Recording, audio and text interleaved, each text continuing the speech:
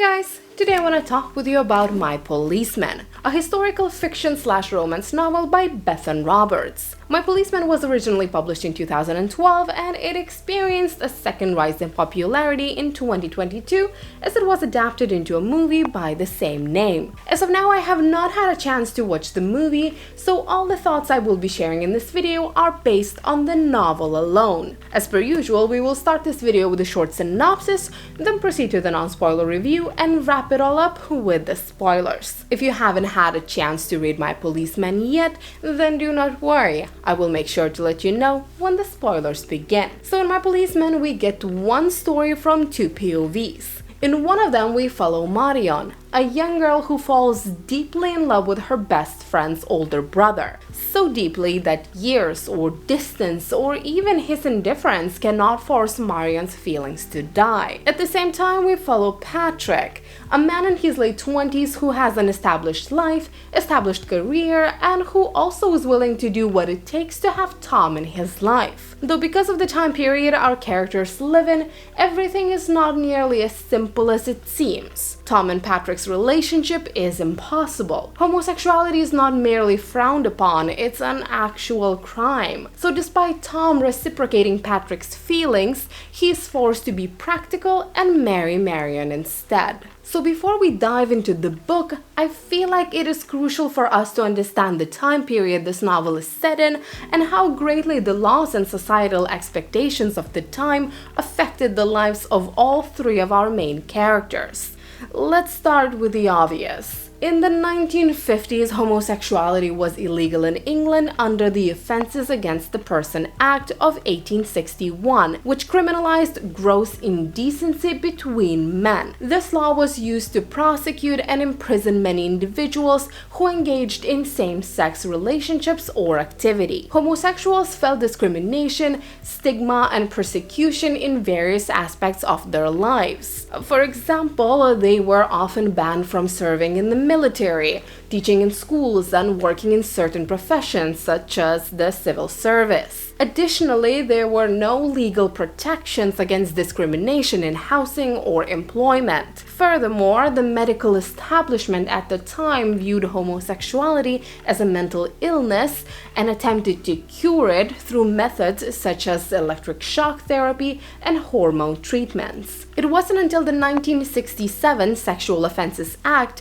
that homosexuality was partially decriminalized in England and Wales. The law made same-sex relationships legal in private between two men over the age of 21. However, I believe that it is important for us to also try to have a better look into what was life for women in 1950s England as well. As even though by the 1950s all women legally had the right to vote and to own property even after marriage, due to societal expectations, women faced plenty of restrictions that limited their opportunities and freedoms. Just to name a few. Marriage was seen as the ultimate goal for women, and they were expected to prioritize finding a husband over pursuing education or career opportunities. Once married, women were expected to take on the role of homemaker and caregiver for their family. Women had limited career opportunities, with many jobs being closed off to them due to discrimination and sexist attitudes. Those who did work were often paid less than men for the same work and had fewer opportunities for advancement. In addition to that, women had limited political representation and were often excluded from positions of power and influence. Even such an inconsequential thing as women's appearance was heavily controlled. Wearing dresses and makeup, having well-groomed hair, and maintaining a slender figure mattered. Failure to meet these expectations could result in social stigma and ostracism. All that being said, My Policeman is a great novel that gives us a close and personal look into the lives of three flawed human beings who all are very much a product of this particular time in history. I have nothing but compliments when it comes to Bethan Roberts' writing. While the story doesn't contain much action and subjectively speaking feels rather slow, the topics and characters given to us are very interesting to talk about. I'm sure that anyone who read this novel do find a way to identify with one or more of the characters and will take something different from the story. I have read My Policeman for a book club, and we spent so much time sharing our thoughts on the main storyline that only while I was preparing this video I realized that there were multiple secondary plot lines we didn't even have time to touch upon. The way the author presents this story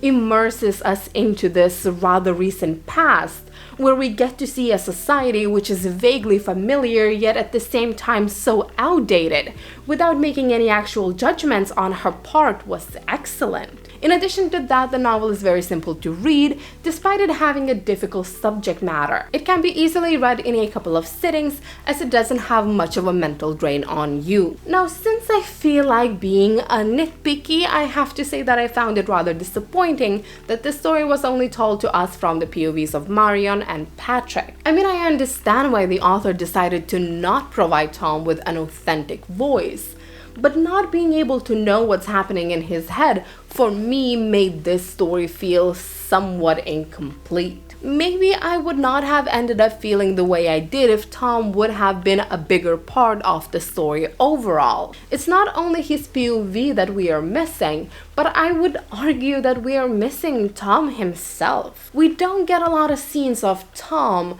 we barely get any dialogues in which Tom actively participates, and most events seem to just happen to him. The way he is written to me feels like he is an idea.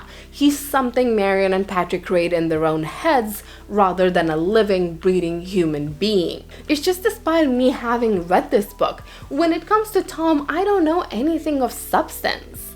Everything I know about him is only a speculation. All that being said, I feel like the official synopsis of the novel explains the story we are getting perfectly. It is a painful tale of wasted years and misguided love. It's a type of a novel that I can't define as wonderful, or one of a kind, or groundbreaking. Yet at the same time, it's a type of a novel that I'm happy I had a chance to read. And now I feel like this is as good a time as ever to move to the spoiler review, where we could talk a little bit more about the lives of our three main characters, as well as the dynamics between them. If you haven't read My Policeman yet, but you feel like this novel sounds intriguing, now it's the perfect time for you to click off this video.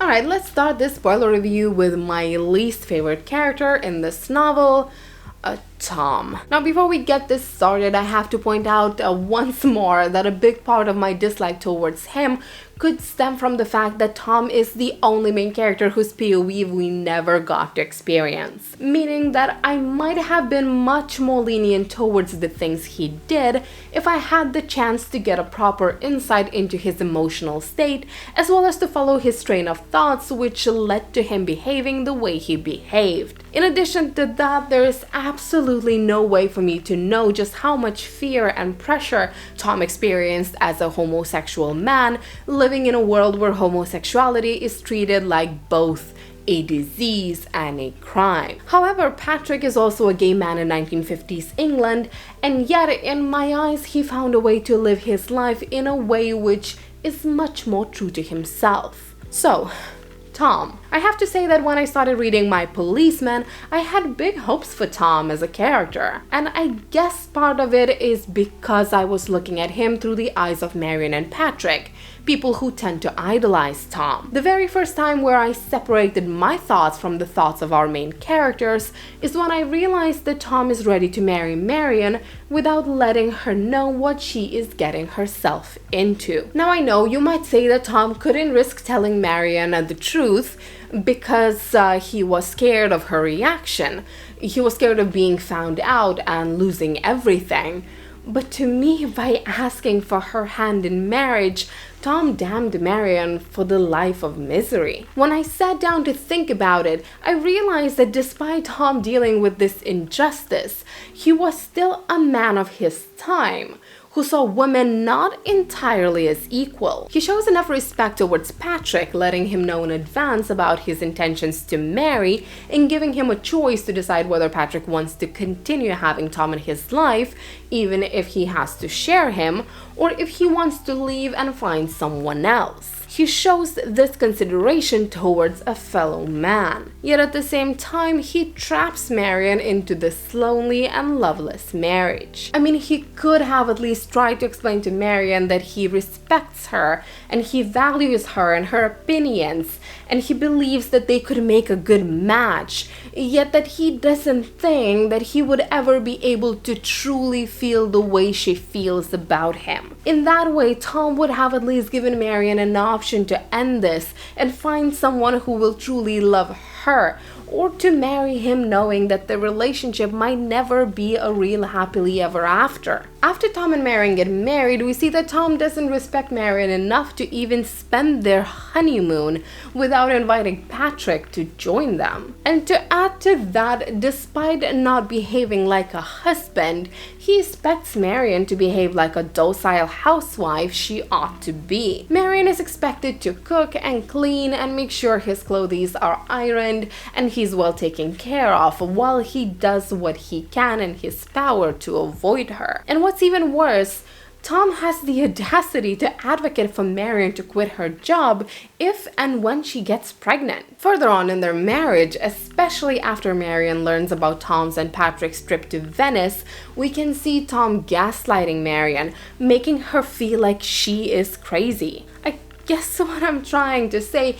is that if we look at Tom's and Patrick's love story through today's lens and see and understand just how fucked up and unjust the society was, then I feel like we should also apply the same treatment to Tom's and Marion's marriage, which by today's standards is borderline toxic. But I think what grinds my gears the most about Tom is that even when we read about their life in the present time, it feels like Tom never learned from his mistakes, never grew out of his cowardice, nor took the responsibility for the parts that he played in other people's unhappiness. I understand that Tom spends years feeling guilty over not being there for Patrick when Patrick needed him the most. I understand that he was too afraid to reach out to him when he was in prison, and I understand why he continued to avoid him after Patrick was released from prison as well. Tom has seen first-handed what their relationship did to Patrick, how he became known as a criminal, how he lost his standing in society and his job and was basically pushed back to the only safe space, his mother's house. I understand how even now Tom can't force himself to look into Patrick's eyes, not because he's mad with Patrick, but because he's ashamed of himself. And yet in the present timeline, Tom is not a 20-something-year-old boy anymore. He's a grown-up man who still to this day haven't realized that he's not the main victim in this story. Patrick has lived his life as honestly as he could. He ended up going to prison for the man he loved. He never disclosed who his policeman was, despite it being obvious, nor as far as we know he ever tried to contact Tom after he got out of prison. He lived a relatively lonely life after that, all the way until the illness took away his ability to speak, move, or take care of himself. And yet Tom still refuses to even sit at the same dining table as Patrick, putting himself and his emotions first, instead of doing what could be best for Patrick. And as for Marion, Tom trapped her into this marriage under false pretenses. Because of him, Marion never had a chance to learn what it's like to be truly loved by someone. And not for a minute in this whole book have I ever felt like Tom is sorry for putting Marion into this situation, nor like Tom is grateful for all the things she did for him, all the years she spent still fulfilling her wifely duties. To me, when I got to read about Tom's and Marion's life in the present time, it felt like she doesn't even exist for him. Not even as a friend. She is just there, less than a roommate, more like a live-in maid who should just be happy that she is allowed to call him her husband. Alright, now that I'm done venting about Tom, let's talk a bit about the other two, flawed yet much more sympathetic protagonists, Marion and Patrick. Marian is a weird combination of a woman who is very much a product of its time and a woman who strives for something more than society is willing to give her. On one hand, she is a woman who knows her place, who understands that she is off to marry and be a wife and take care of her husband. She falls in love with the idea of Tom before she even knows Tom, and she creates this picture of a perfect future in her head that she spends years obsessing over. More often than not, it felt like having Tom in her life as her husband was the absolutely most important thing. Her stubbornness and her old school ideas of what marriage is supposed to be ends up being her downfall. For a long while, she refuses to accept that hers and Tom's marriage doesn't work, and even after she learns about Tom's affair or sexual orientation, she refuses to leave him and try to find happiness on her own, because the women of the time do not get divorced. They turn the blind eye and stand by their husband through everything. On the other hand, already from the beginning of the book, we can see that Marian could have been a very much different person if she would have been born at least a couple of decades later. We see that Marian is not as obsessed with the idea of marriage. She is obsessed with Tom, but she doesn't care about being married enough to just marry anyone. She doesn't feel like she needs to date or trap a man in a marriage the way Tom's sister did. Instead, she chose to fulfill her education, get a job, be interested in political issues, and be as self-sufficient as it was allowed without losing her public image in this oppressive society. It takes Marian decades, but in the present time, we finally see Marian letting go of these outdated ideas she grew up with and taking a step towards a life she actually wants to live. Now, when it comes to Marian, there is one thing that I need to mention that is absolutely unforgivable, and that's the letter she sent to Patrick's employers, alluding to him being gay. I don't care how hurt or upset or enraged she was at the time.